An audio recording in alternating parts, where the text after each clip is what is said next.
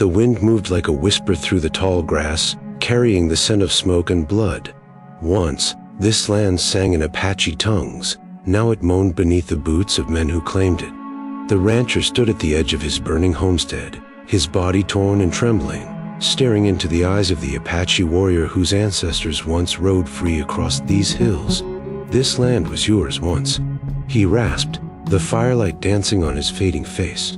"Now it's painted with my blood." And as the flames rose higher, the frontier remembered everything it had taken.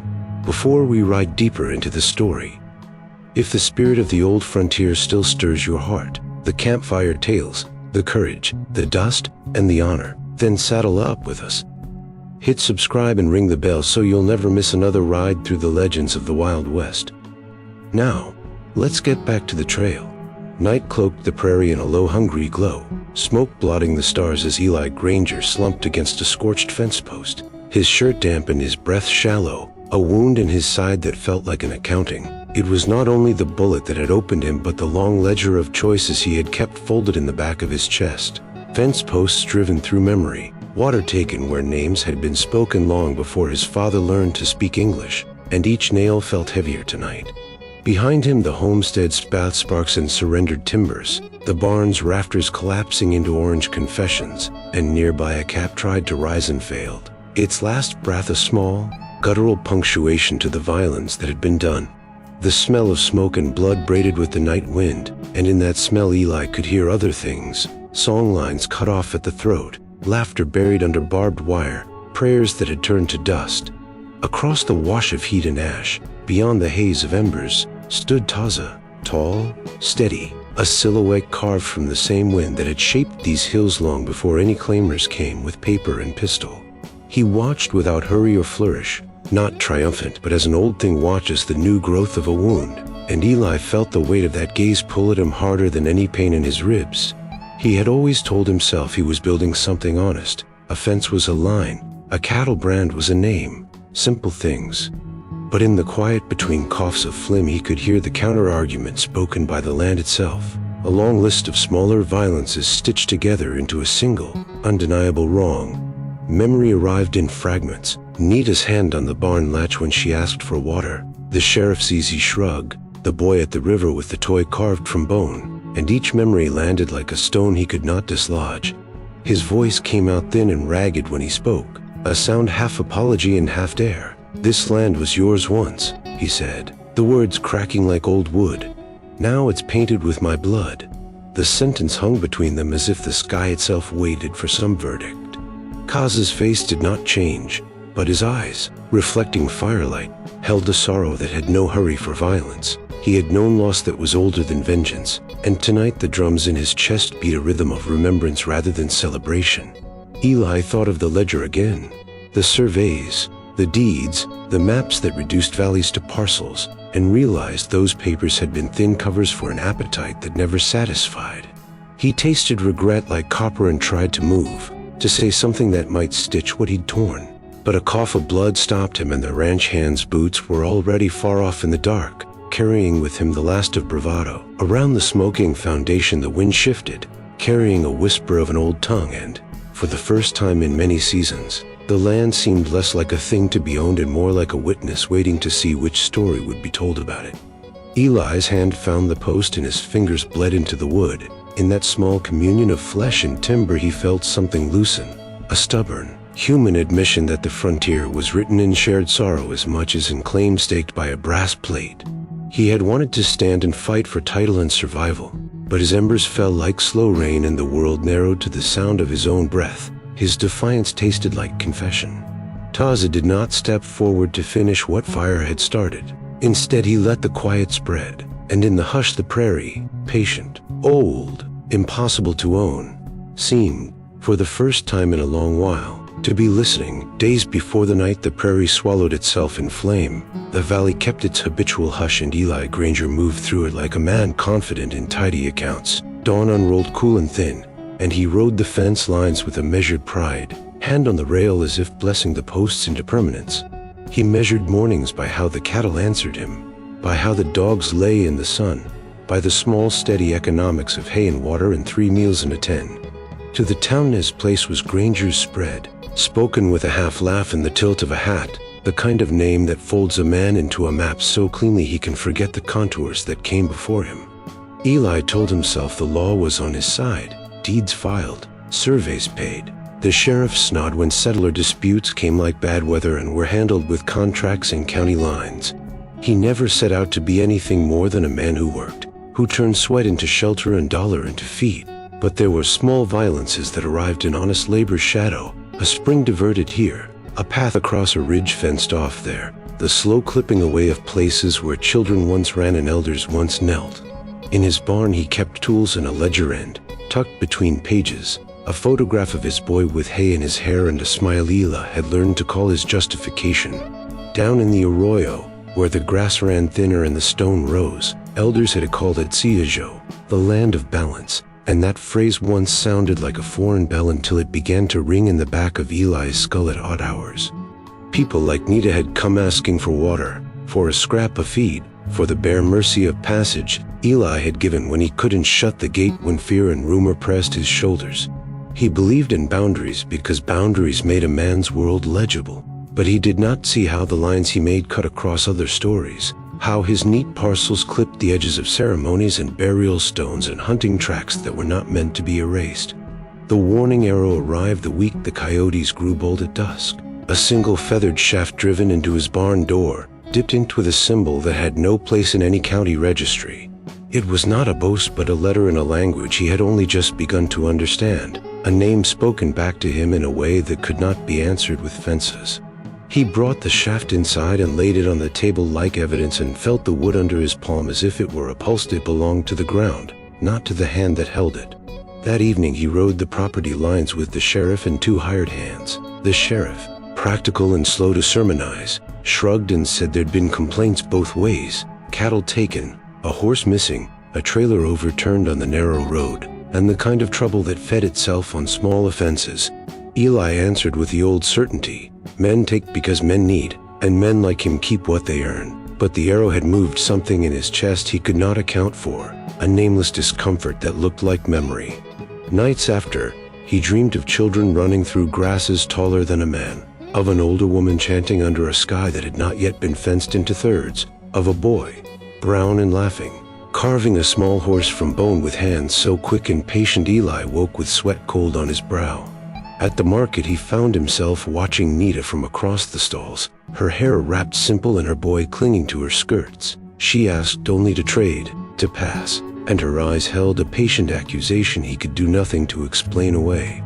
For every plan to drive deeper, for every nail he hammered, the valley wrote another line in its long memory, and by the time the warning arrow darkened his barn door the balance had already tilted towards something that would not be answered with fences. Dawser watched from the ridge where the valley folded into canyons, his silhouette a still black mark against an old, wide sky that new-named settlers had forgotten to ask. Below him lay the small stones that marked his mother's grave, stones kissed by wind, half swallowed by grass, now rubbed and nicked where cattle had wandered and a fence had been driven through memory itself, a seam of wire and timber that read like an accusation across a map of names.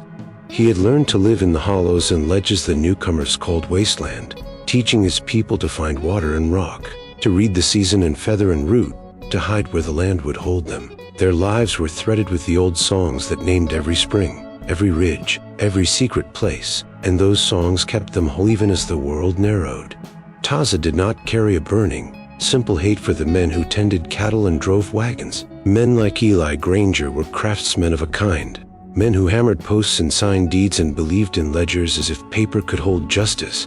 But he carried the long, cooling accumulation of absence, the slow removing of a people's room in the world until absence itself became a presence that filled the canyons. The wound moved quietly until one small, particular wrong brought everything into a terrible focus. Soldiers came down from town one dry afternoon, faces hard with the bored righteousness of those who wear the law-like armor, and they seized Toz's younger brother by the riverbank on a charge muttered without proof. Horse stealing, they said, though the boy's hands were raw from whittling a toy horse of bone, the little thing smelling faintly of cedar and childhood. The sight of the boy, cuffed and shoved toward the stockade, lodged in Taza like a stone. He followed from a distance, heart steady and low, and watched men exchange jokes at the child's expense, watched the sheriff's men file the accusation into the night as if words could rearrange the truth. That evening the boy's small laugh, whittling miscuts, the way his voice rose when he got something right, wove into Taz's memory and broke open something older than anger, a sorrow that had sat like collected rain in canyon basins, ready at last to pour. He remembered his mother's hands, the exact placing of a stone to let a spirit go, the precise syllables of a prayer said so the world would not forget the dead. He remembered the way her eyes would lift to a ridge and speak a name the settlers had given a number. At dawn he walked the ridgeline slowly, touching sage and rock as if to read the map his people kept in skin and tongue, and he bound himself to an oath that felt less like promise and more like answering. The land would remember, one way or another. He did not savor cruelty. There was no song in triumph for him, only the finality of long-held grief finding its voice. He painted his face with ashen red clay, a private rite that made his intent visible first to himself, not to taunt but to mark a line between what had been taken and what must be given back. When he looked across the valley at the Eli spread, it was not the man's face that fixed him but the shape of the claim, the barn like a gaunt promise, the fence slicing through old horse trails, and he felt the slow, inevitable kinship between the taking of a child and the taking of a place. In the canyons, patience had been a survival skill. Patience had taught him to wait until a small wrong could be answered in a way that made the larger theft impossible to ignore. So he waited, not with the noisy joy of vengeance but with the measured, terrible calm of overdue thunder gathering in the hills. Sheriff Cole rode up slow as a thinking man, hat low, dust clouding behind him, and Eli Granger felt the old, small heat of stubbornness tighten when the sheriff tied his horse with hands that studied more than an animal. They stood on the porch where sun measured things in boards and shadows, and Cole looked at the spread with an expression that had learned the difference between quarrel and consequence. "They've been riding nearer," he said. "Apache scouts on the ridges." Eli tried to push the worry aside with talk of fences and feed and work. "I've fought in worse wars," he said, the line slipping out like a shield he had worn for years. But Cole's eyes did not stay long on bravado. They moved instead to the edges of things, the river's dry bed, the cattle tracks that now cut ragged through old game paths, the way the trees had been thinned to make room for barns. The sheriff did not lecture, he measured and named. "They've been patient," he said. "Patience makes trouble more dangerous." There was a weight in that word, patience, that felt less like a virtue and more like an old kind of counting, time stacked against a wrong. Eli bristled. He had built his life on that counted time, years of swaths and planks. But when Cole mentioned the word that mattered most to him, Eli's voice cracked in something like confession. "Ain't no man taking what I bled to build." The sentence came out rough, half threat and half prayer. Cole looked at him with the small, flat kindness of a man who had seen that kind of pride lead other men to graves. "Then you'll believe again, Eli," he said simply, and it landed not like a threat but like a line declared on a map. For a long moment they only listened to the wind trade smoke in the distant hum of the town, and Cole added, quieter, "You can move the hands. You can move your stock. You can put your family in town for a spell." It was a bargain phrase like a mercy, and Eli felt the old American answer rise, "Fight for what you earned." "I won't run," he said. "This land's my work." The sheriff's mouth tightened. There was no sermon there, only the worn arithmetic of small towns where choices always had consequences. He had come not as a preacher but as an intermediary between law and the reckoning that law often failed to keep in check. "You staying is a choice," Cole said.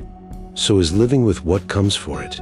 Eli looked over the fields as if seeing them truly for the first time, the fence lines already a scar, the barn's shadow slung long, the cattle drifting where old trails were choked by posts. He remembered a woman who had asked for water and whose child had watched him with eyes uncalcified by ownership. He thought of the arrow in his barn door like a word he couldn't read. He felt the ledger in his head, deed numbers, county rolls, begin to seem thin against the land's memory. The sheriff, who had arrested men and buried others, who had put his hand on shoulders gone slack with grief, did not press guilt into Eli's chest. He only gave a fact folded into caution. "I don't want more bodies," Cole said. "You don't either." This statement had a simple moral clarity that made Eli's blood feel heavy.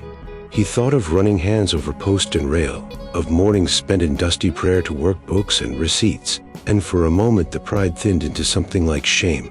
Still, he lifted his chin. "I built this," he said. "I fed a town with this." Cole nodded. "And men have made fortunes and prisons out of the same land," he said. "If you choose to stand, don't pretend it's a fight about deed alone. It's older than that. It's bones and names, not signatures." Eli clenched his hand and felt a nail head under his palm like a tally.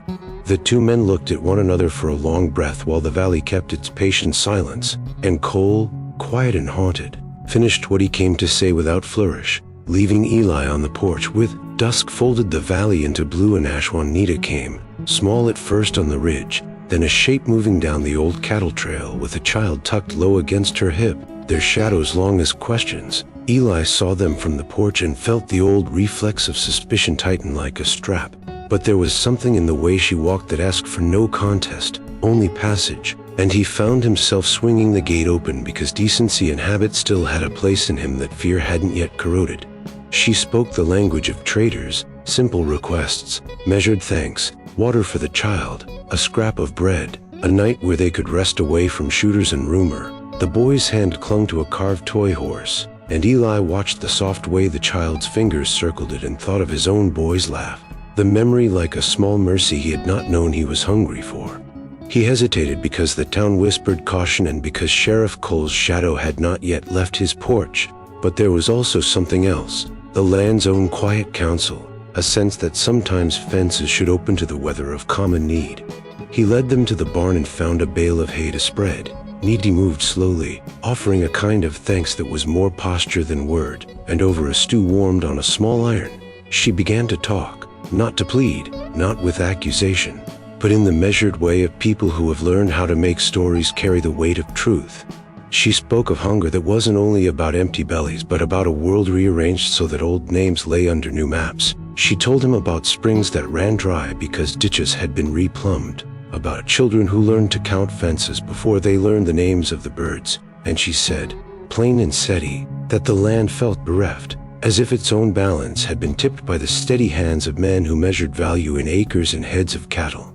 Eli listened, sometimes blinking away the sting of a truth he had not wanted to hear. She said things that felt like a mirror and a wound at once, stories about an elder who had once danced a harvest under a sky that now knew only poles of barbed wire, about a grave where a woman had sung herself into sleep and found her stone pressed by a hoof. Her voice never rose. It held the cadence of someone counting names into a ledger that would otherwise be blank.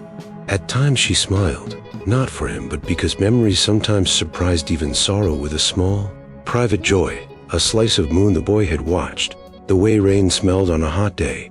Eli spoke little. He offered bread and a question here and there, an edge of defensiveness that he could not shake when she spoke of rights older than deeds. They ate in silence after the stew, and when the child fell asleep against his mother's shoulder, Nita leaned close and touched the old photograph Eli kept folded in his ledger, his boy with hay in his hair, and she said nothing, only nodded, and that single motion seemed to fold the room over itself. He slept badly that night, dreams full of barbed wire turning into ropes around necks, of a young hand carved from bone left at the river, of his own father's voice asking what else a man had to give.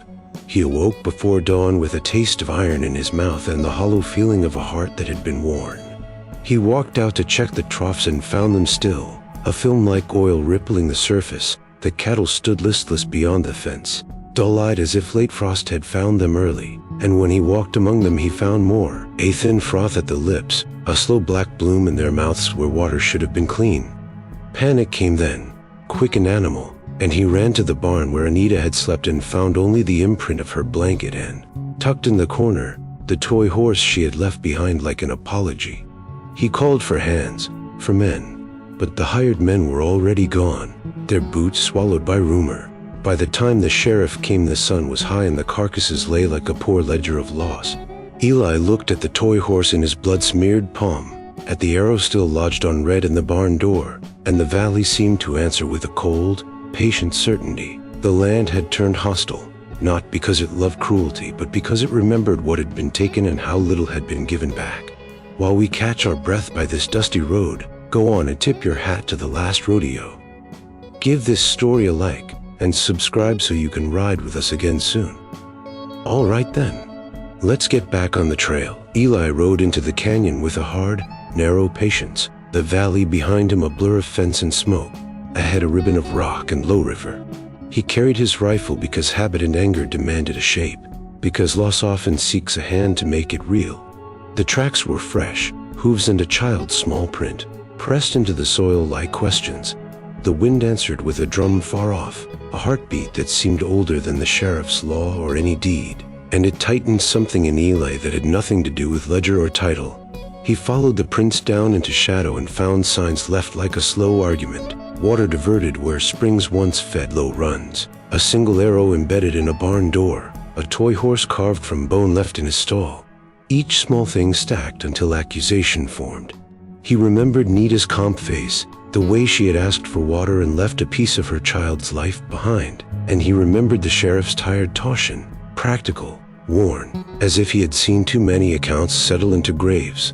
The drum moved closer, now a sound he felt in his teeth. He pulled the horse to a stand and listened as if the land itself might speak, and in that listening the question of who owned a valley unstitched into something painfully plain. Ownership is a story you tell yourself when you fear there will be no reckoning. He thought of his ledger and the deeds need numbers and felt their paper thin against the weight of memory. The canyon kept its own books in rock and root and bone. Eli's anger, which had first risen hot and loud, cooled into a more dangerous thing, focus, and he realized he was hunting not men so much as a history that had been shoveled under plows and fences. At a river bend he dismounted and walked, the rifle slung across his back, boots sinking in sand that had held better things once. He found footprints circling a flat stone, a marker, perhaps, or a place where someone had been to drink and thought the world safe. There was a smear of blood and old hair tied with a blade of grass, details that made the heart retrace the shape of cruelty. The sight tightened his throat and opened a fault line in the certainty he had depended on. He bowed his head for a heartbeat and felt the old, human urge to answer violence with equal measure, to make the numbers add right where life had been subtracted. But even that urge had a hollow echo now, because the deeper truth he could not escape was not who struck first but what had allowed the strike to happen. Fences that had erased names, water rerouted for profit, a patience worn down into survival, and then into a quiet fury. By dusk the sun slanted long and the canyon's shadow felt like a hand on the shoulder. Eli sat on a boulder and listened to the slow, mournful rhythm close enough now to be measured in breaths, and the truth settled in him like rain on dust. This was not a hunt for thieves alone. It was a reckoning for a way of living that had forgotten it owed the earth more than ledger entries. He tightened his grip on his rifle not from readiness but because the weapon was honest about its purpose. He would face whatever came out of the hills. But under the drumbeat he felt a new question settle in his chest. What gives a man the right to claim the earth when the earth remembers the names you never learned to say? The river ran low and slow that day, its banks lined with cottonwood and bones of cattle long picked clean, the kind of quiet that makes a man feel he's trespassing in time itself. Eli Granger rode down the slope with 3 hands trailing behind him, rifles glinting dull under the gray wash of morning, the air too still for comfort. The Apache camp lay just ahead, a ring of old fires, some still smoking faintly, the smell of ash mixed with sage.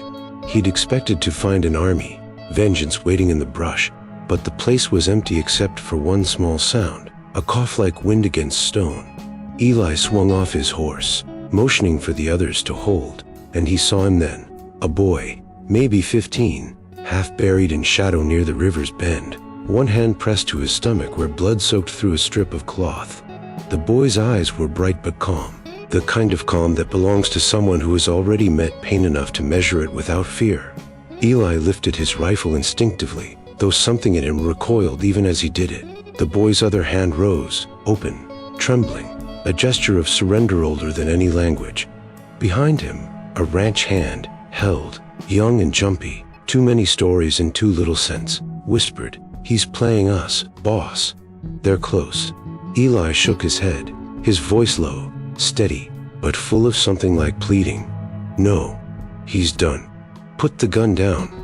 The moment stretched thin as the skin of the river, and then the shot came, not from Eli, but from Holt, whose nerves betrayed him before judgment could intervene. The boy's body jerked once, a soundless surprise crossing his face, then fell back into the shallow water, his hand still reaching for a piece that would never arrive. For a heartbeat, everything stopped. The wind, the horses, the world itself. The echo of the rifle rolled down the canyon like a slow curse, and the river took the boy's blood, turning it to a red swirl that carried both sin and sorrow downstream.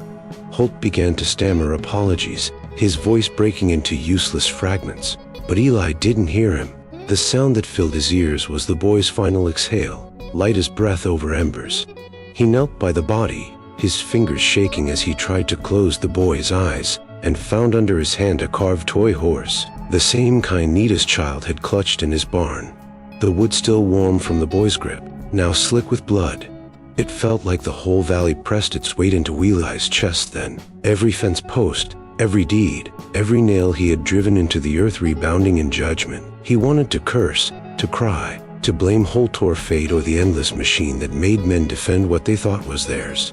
But no words came, only a silence thick as confession, the kind that settles between one world ending and another unwilling to begin. He turned to Holt, who stood pale, gun smoking, eyes wide with the stupid terror of someone who finally understood consequence, and Eli said nothing. He didn't need to. The silence itself was verdict enough. Behind him, the other hands lowered their rifles, men who had come for justice now staring at the shape of it and finding no comfort in what they'd made. The river carried the proof away, staining the current like ink across a signature that could not be undone.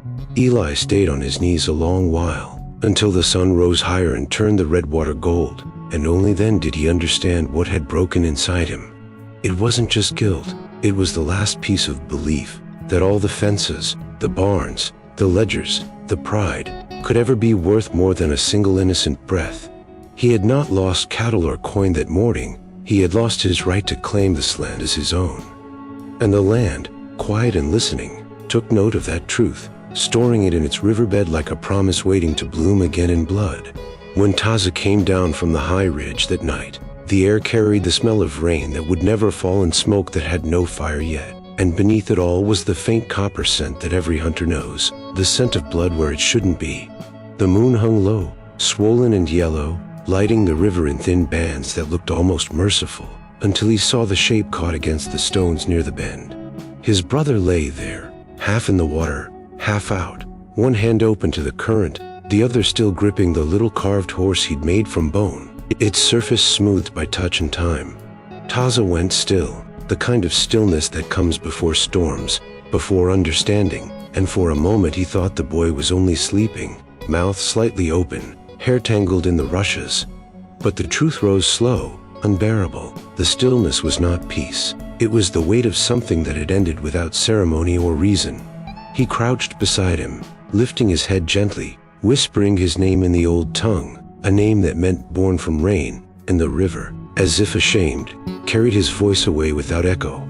The boy's chest was still warm, his skin marked by a single hole where life had fled cleanly, cruelly. Taza's fingers brushed the toy, slick with his brother's blood, and for a long time he did not breathe. Memory folded in on itself, the way his brother used to laugh when he tried to whistle like the metal marks, the nights they had listened to their mother tell stories about stars that were spirits of the kind-hearted, stories she had whispered so softly the world itself had to lean close to hear. He looked around the riverbank and saw the tracks, horses, men, boots that had no reason to tread here except to finish what history had started. The ground spoke clearly to him, 4 riders, one heavy with guilt, another with fear, the others indifferent. The one who fired had been light on his feet, uncertain, a tremor in the soil like a light trying to hold steady. Above the bend, the canyon walls caught the last of the wind, and in that wind was something shifting, something alive and ancient. It whispered through the cottonwoods, through the long grass, through his bones. It was not calling for morning, but for memory sharpened into purpose. He laid his brother's body on a bed of reeds, covered him with a blanket woven by their mother's hands, and dipped his fingers into the water, lifting them to his face. The mixture of blood and river became a mark, a line across his brow, and then another down the bridge of his nose, a cross of grief and fire.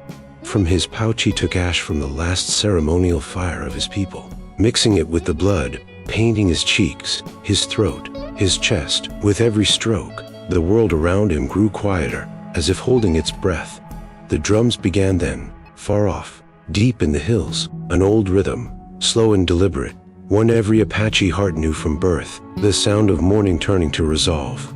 It was the sound of the wind itself changing direction, no longer passing through the valley but circling it, gathering. Kaz's eyes hardened not into hate, but into the kind of truth that leaves no room for mercy, because mercy had been given, and it had been met with bullets. He took his brother's horse and tied the small carved toy to the saddle's front strap, letting it hang so it would strike his heart with every movement. As he mounted, the clouds rolled low, thunder grumbling like an ancestor waking, and he whispered to the river, "You carried his blood. Now carry my vow." The wind pressed against his back, as though the land itself approved. He rode toward the granger spread without hurry, without fury, only the terrible calm of justice that no man could reason with. By the time dawn threatened the horizon, the air was full of dust and omen, and the drums no longer mourned, they marched. By the time the sun slipped behind the western ridge, the valley had gone unnaturally still, the kind of quiet that comes before a storm, or before judgment. The air hung heavy, charged with the promise of violence, and every sound carried too far. A creak in a barn door, the hollow clang of a shutter, the distant thunder rolling over the plains like the slow approach of something ancient and deliberate. Eli Granger stood on the porch of his homestead, one hand resting on the rail, the other on the colt that hadn't left his side since the river ran red. His ranch hands were gone, all but two who'd vanished before dawn without a word, their tracks heading south toward the county line. Even Holt, the boy who'd fired the shot that killed Taz's brother, had disappeared in the night, leaving behind only his hat and a half-drunk bottle of rye on the fence post. The sheriff had come earlier, coat unbuttoned, eyes weary, and he'd said what needed saying. "You can still ride out, Eli. Take what's left and go. There ain't shame in surviving." But Eli only stared past him, out toward the distant foothills, where dark figures were rumored to ride, shadows against a deeper shadow, slipping through the sage like smoke. "I can't leave," he'd said quietly, his voice carrying the brittle conviction of a man who knows he's wrong but cannot bear to admit it. "This is my land. I built it, bled for it, lost enough already." Cole had looked at him a long time before answering, his words low, final. "Then you'll lose more." Now, with the sheriff gone and the horizon bruised purple by storm clouds, Eli felt those words settle in his chest like lead. The sky flickered, distant lightning crawling across it like veins of fire, and the thunder that followed was slow, deliberate, each rumble like the hoofbeats of something closing in. The wind began to move through the grass, a restless hiss, carrying the smell of rain and iron, and beneath it, a rhythm so faint he thought at first it was imagination, the deep pulse of drums, low and patient, rising and falling with the wind. He turned toward the barn, the fences, the empty corrals, all the things that once made this place his pride, and saw now only ghosts of labor, each board and nail an echo of the lives taken to build it. He remembered Nita's quiet eyes, the boy's open hand at the river, the carved horse that still sat on his mantle, a token he hadn't been able to throw away. He felt the storm press against his skin, the air vibrating with a kind of expectation, and wondered if this was what the land had been waiting for all along, a chance to balance the scales. The cattle in the lower field moaned uneasily, picking up the scent of rain or fear. The dogs whined, pacing near the porch steps, uncertain which master to obey, instinct or loyalty. Eli holstered his revolver but didn't go inside. He couldn't, the walls felt too small for what was coming. Instead, he stood barefoot on the planks, staring north where the ridges met the horizon, and let the first drops of rain hit his face. They were warm, thick, almost oily, and he could taste the dust they carried, the memory of drought and ash. Another flash split the sky, closer now, revealing for an instant the edge of movement along the far hill. Riders, maybe 5 or 6, gliding silent in formation, their figures blurred by the rain's shimmer. Eli's heart clenched, not with fear but with recognition. Retribution had a shape now, and it was human. He whispered to no one, to everyone, it had to come to this. The thunder rolled again, louder, and this time it did sound like hoofbeats, many, relentless, echoing across the basin as if the earth itself had decided to march against him. Pride anchored him there, but guilt was what truly kept his boots nailed to the porch. Somewhere deep inside, he knew the truth he'd spent a lifetime denying. You can't fence the wind, you can't bury the past, and when the storm finally arrives, it doesn't come for your land, it comes for your soul. Dusk fell hard and fast, the sky bruising into a deep violet, and before Eli could finish his prayer or curse, the first arrow struck the barn door with a hollow thud that felt like the heartbeat of something enormous waking. Then came another, and another, until the air itself seemed alive with the sound of it, pissing through wind and flame. He ran toward the barn as the roof caught, the dry timbers drinking fire like thirst, the smell of smoke thick and intimate, clinging to his throat. The cattle bawled in terror, kicking against their pens, and beyond them, he saw shapes moving through the rising smoke, shadows in rhythm with the storm, riders cutting through the dusk like pieces of night given purpose. The sound of the drums he had heard earlier now came clearer, not from far hills but from the very pulse of the land, steady and relentless, echoing with the power of grief transformed into judgment. Eli fired once, twice, wild, warning shots more than aim, and shouted for them to stop, his voice hoarse and breaking, but the wind took his words and shredded them into nothing. He wasn't fighting for his spread anymore. He wasn't even fighting for his life. Something in him understood that this was the reckoning promised long before he'd been born, long before any deed or surveyor's map, the balance finally returning to an earth that had been patient too long.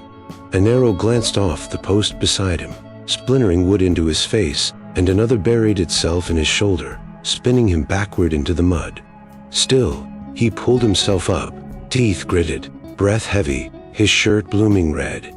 He saw the ranch hands' quarters ablaze, their roofs collapsing inward, and through the smoke came the horses, his own merry among them, wild-eyed and screaming, their reins torn free.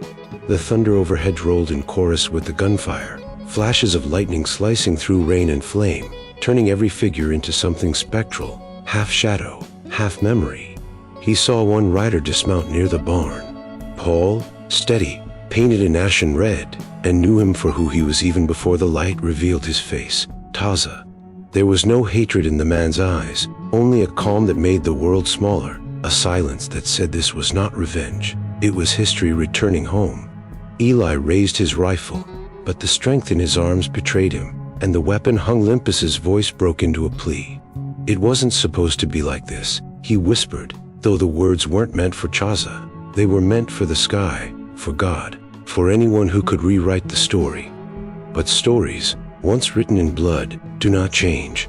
Taza stepped closer, and behind him, another arrow found its mark, Eli's thigh this time, and he dropped to one knee, the mud clinging like accusation. Around them, fire consumed the fences, the barns, the years of labor, until the whole valley glowed with a terrible beauty. He thought of Nita, her boy's small hands, the toy horse he had kept on his mantle. He thought of his father teaching him how to drive a post, how to mark a line, how to say mine with conviction. And he thought, with painful clarity, how wrong they had all been. The wind screamed through the ruins, carrying sparks high into the black belly of the storm, and Eli, half conscious, felt the earth tremble beneath him, the ground wet, slick, alive. He crawled toward the fence line one last time, fingers digging into the soil, and whispered through blood and ash, "This land was yours once." His vision blurred, the firelight melting into the rhythm of thunder and hoofbeats. "Now it's painted with my blood." His words hung there for a heartbeat before the wind took them too, scattering them across the burning valley. When the storm finally broke, it rained hard and cold, hissing the fires into smoke. By morning, nothing stood but blackened posts and silence. The Granger ranch was gone, the cattle dead, the earth dark and glistening with ashen rain, and Eli lay in the mud, his body still, his hand pressed into the soil as if to finally return what he'd taken. While we catch our breath by this dusty road, go on and tip your hat to the last rodeo. Give this story a like, and subscribe so you can ride with us again soon. All right then, let's get back on the trail. The world was smoke and thunder still, but quieter now, the kind of quiet that follows the end of something too large to name.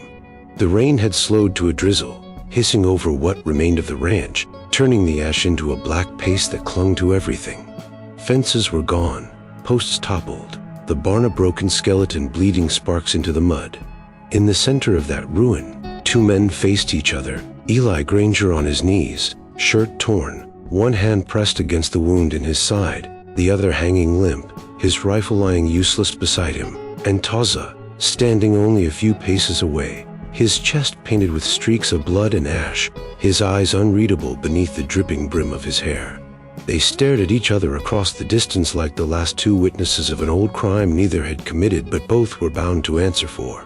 The air between them pulsed, heavy with the noise of things unsaid, names lost, promises broken, ghosts whispering in a language both men somehow understood. Eli looked at the ground, then at the sky, and laughed, a weak, choking sound that barely escaped his throat. "You came for it," he rasped. "It's yours now. Everything."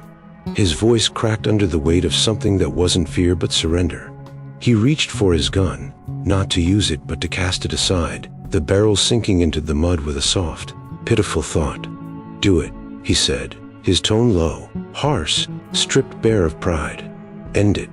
Maybe it'll mean something." The words carried no challenge, only exhaustion. Taza didn't move. The firelight flickered across his face, carving the lines of weariness deeper than age could. The rain had washed away some of the paint on his skin, streaking red and gray into the river of his scars, and in that mixture of mud and blood, he saw his brother's reflection. The boy with a carved horse in his hand, eyes bright even in death. The thunder rolled again, distant now, like the echo of drums retreating. But Taza's heartbeats stayed steady, his hand on the knife at his belt trembling with the weight of decision. Justice was simple when imagined from far away. It was clean, righteous. But standing here before this man, this broken thing who looked more ghost than flesh, justice felt heavier, slower, almost cruel. Killing him would not bring his brother back. It would not mend the songs that had gone silent, would not make the land whole again. It would only feed the circle that had already devoured too many names. Still, the image of his brother's blood rippling in the river clawed at him, and he felt the rage flicker in his chest like a coal that refused to die. "You killed him," he said finally, his voice low, steady, the words as much for himself as for the man before him. Eli raised his head, eyes glassy but defiant. "No," he said quietly, "but I didn't stop it. Maybe that's the same thing."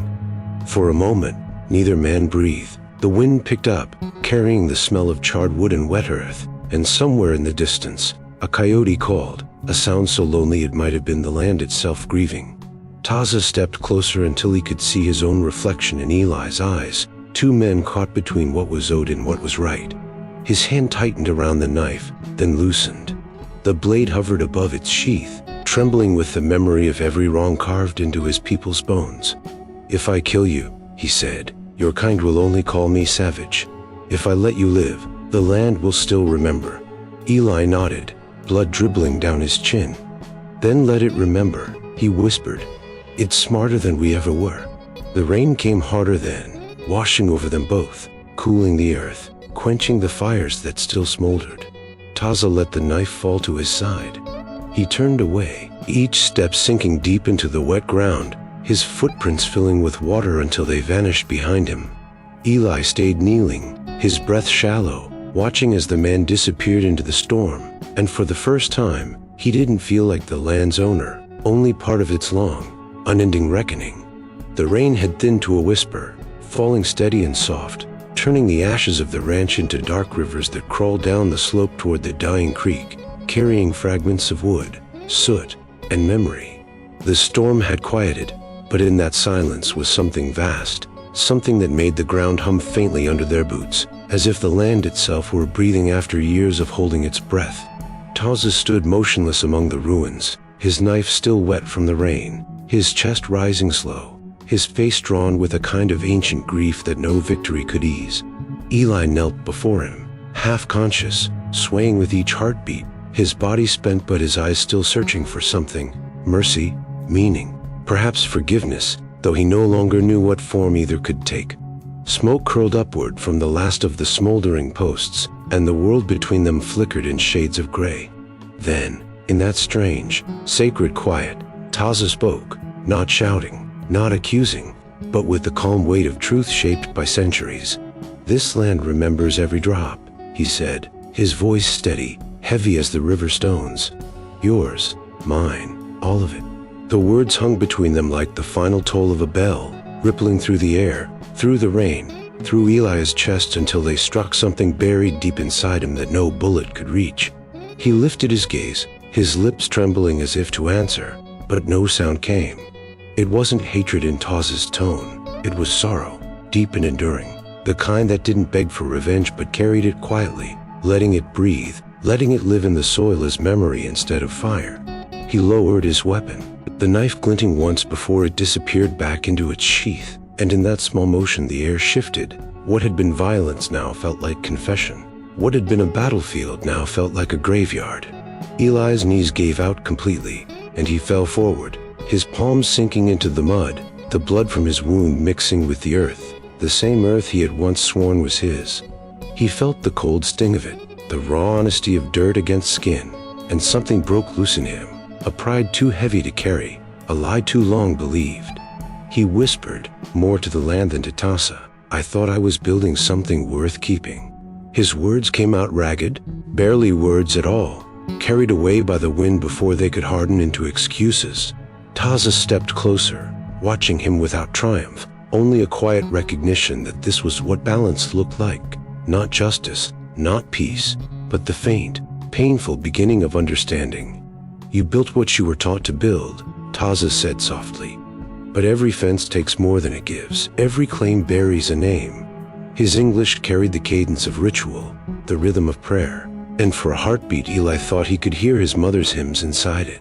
The same notes, different gods, same longing for forgiveness. The rain came harder again, cleansing the blackened earth, washing trails of blood into the cracks where new grass would one day grow. Eli pressed his hand deeper into the mud, his fingers trembling, his body folding in on itself, but his mind clear for the first time. He saw it then, the absurdity of ownership, the folly of conquest, the way both conqueror and conquered were claimed by the same earth in the end. His tears mixed with rain, indistinguishable, and he let them fall freely, unashamed.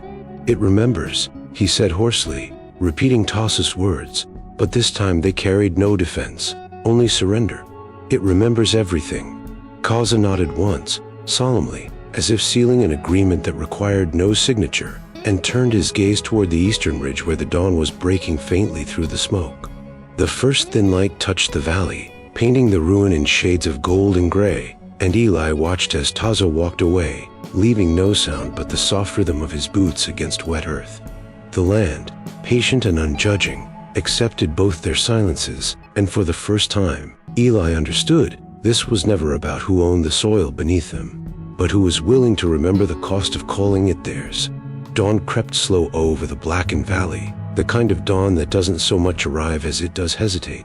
Thin light bleeding through smoke, touching the ruins of what had been a life's work and finding no glory there, only truth. The fire had done its work well. The ranch was nothing but ribs of charred timber and the pale bones of cattle scattered like punctuation across a long, bitter sentence. The air was still thick with the scent of ash and rain, mingling into something raw and almost holy, a smell that seemed to consecrate what was left behind.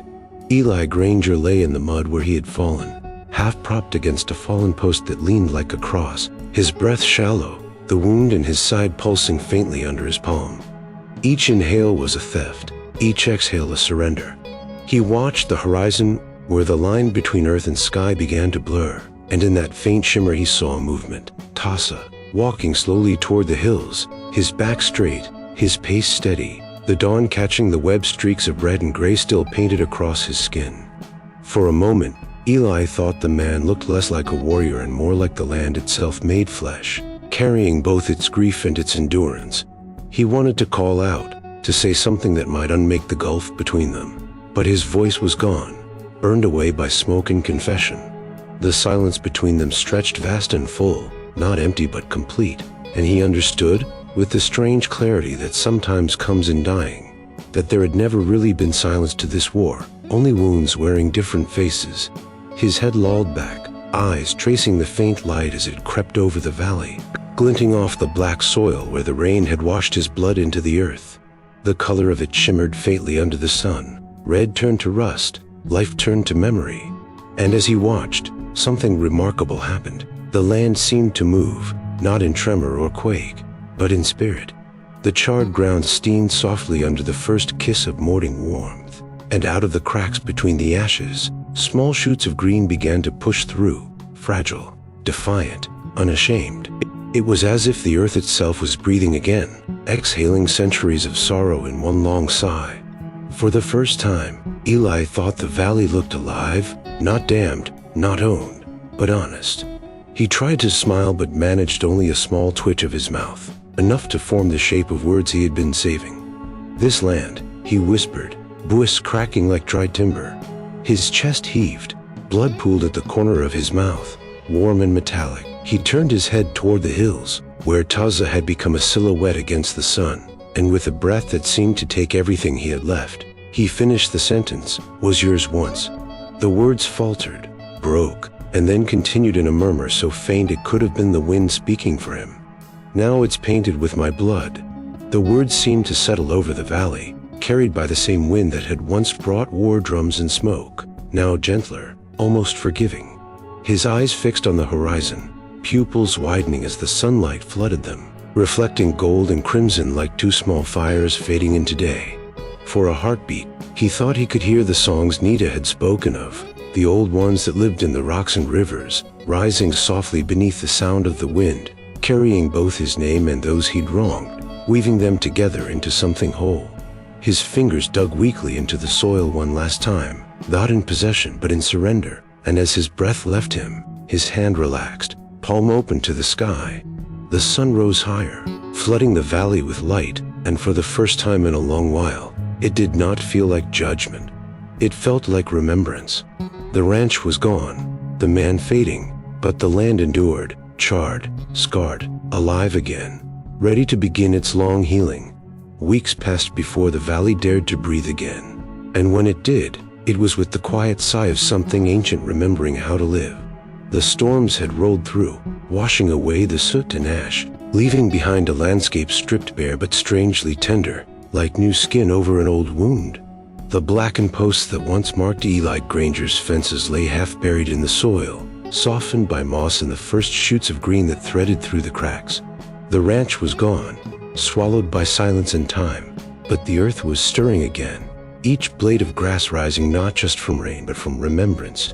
It was early morning when Nita returned, her child walking beside her, the boy taller now, his eyes older than they should have been, holding in them both the memory of fire and the forgiveness that follows it. They came on foot, carrying nothing but a bundle wrapped in hide and a small carved figure, its features rough but kind, the unmistakable likeness of a man who had once been both trespasser and penitent. The air smelled of sage and damp soil, the world hushed except for the low murmur of insects and the distant trickle of the river that had carried so much blood and sorrow downstream. Nina found the grave easily, marked by a single wooden cross that the wind had tilted slightly askew, its surface carved with a trembling hand into two simple words, Eli Granger. She stood there for a long time, saying nothing, her child clutching her skirt, eyes wide and searching the horizon where the hills folded into each other. "He stayed," she whispered finally, more to the land than to the dead. "When others ran, he stayed." There was no bitterness in her voice, only a tired understanding, the kind that comes from watching too much life and death to tell one cleanly from the other. She knelt and opened her bundle, drawing out the small stone she had carried all the way from the canyon, the same kind her people used to mark the resting places of those who died with their hearts untethered. The stone was smooth and pale, veined with red that caught the morning light like a pulse. Beside it, she placed the carved totem, setting it gently at the foot of the grave. The likeness was rough, Eli's face with his hat brim low, his hands clasped, not in possession but in offering. The child asked softly, "Is he one of us now?" Nita looked at the earth, her eyes wet with something that was not sorrow but a kind of reverence. "He belongs to the land," she said. "That's enough." The boy nodded and placed a feather beside the stone, its tip blackened, a reminder of the night the valley burned and was reborn. Around them, the grass swayed, soft and forgiving, hiding the old lines where fences once cut through the soil.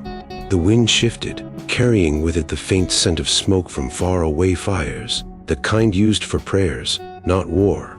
It wound through the valley, bending the grass, stirring the air like breath through a flute, and for the first time, Nina felt the land listening again, not angry, not grieving, but awake.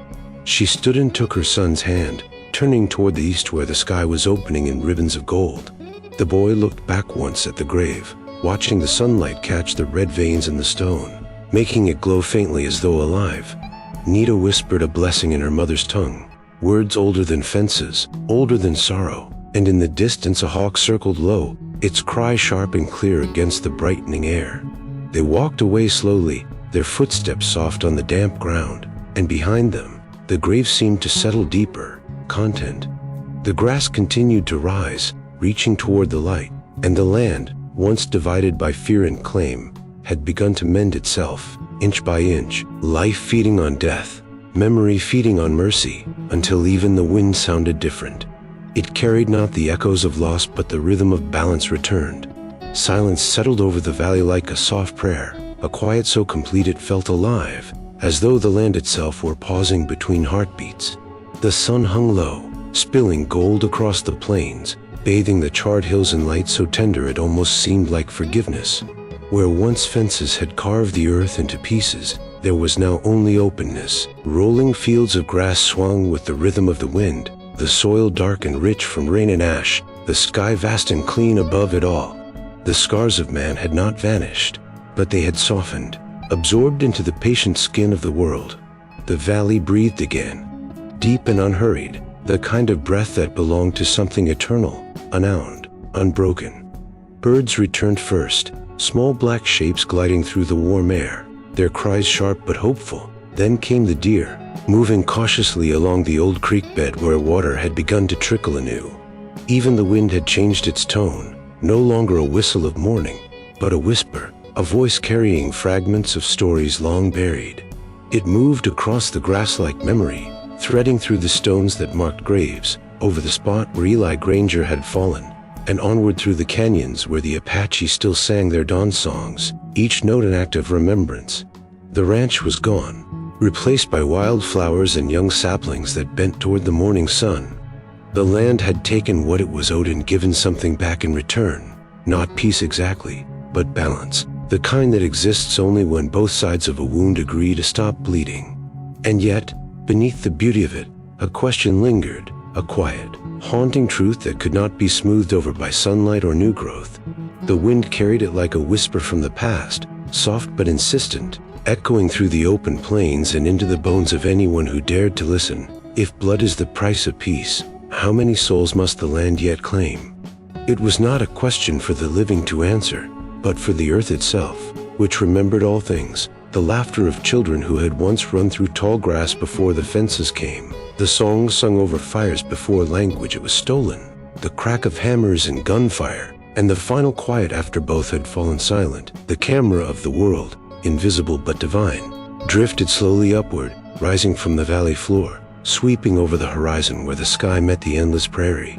From above, there was no sign of battle or conquest, only the long, patient stretch of land returning to itself, infinite and indifferent to the quarrels of men. In the distance, a storm brooded faintly, a gray whisper on the horizon, but even that seemed like part of the rhythm, a reminder that the land was alive, that change was not destruction but continuation. The light grew warmer as the day aged, and the sound that filled the air was not of rifles or shouts but of drums, faint at first, then stronger, the old Apache rhythm, slow and steady, the heartbeat of something far older than victory or defeat. It came from nowhere and everywhere at once, weaving into the sigh of the grass, the murmur of the stream, the beating of unseen wings. And when the sun finally touched the edge of the world, spilling its last light over the open fields, everything held still for one breath, one final moment of balance. The screen of the sky dimmed to amber, then to blue, then to black. The drums faded until they were only memory. The wind whispered through the grass again, the sound of life returning, eternal and unclaimed. The valley, untamed and whole, kept its silence, not in mourning this time, but in remembrance. If this story stirred a memory or two, Saddle up with us again. Hit subscribe and help keep these old frontier tales alive. Out here, every name, every trail, every sunset still matters. So till we meet again, friend, keep your hat tipped to the past and your heart pointed west.